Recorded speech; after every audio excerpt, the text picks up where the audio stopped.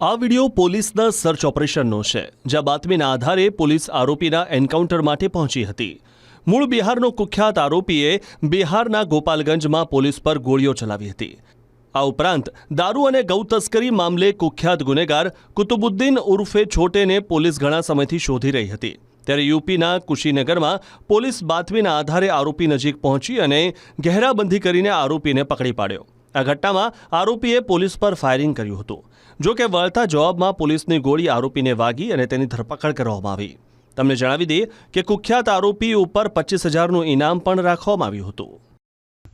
जनपद कुशीनगर में थाना रामकोला अंतर्गत पुलिस एनकाउंटर पुलिस मुठभेड़ हुई है, जिसमें 25,000 रुपए का इनामिया बदमाश कुतुबुद्दीन उसको गोली लगी है। साथ ही उसके अन्य साथी जावेद अख्तर उसको भी गोली लगी है। कुतुबुद्दीन और ये जावेद अख्तर एक शातिर बदमाश है। कुतुबुद्दीन पर कई मुकदमे हैं।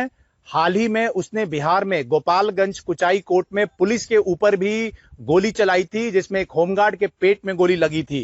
अन्य भी शराब तस्करी, गौ तस्करी जैसे मामलों में ये वांटेड था और सेवरही थाने से भी ये गैंगस्टर में वांछित चल रहा था।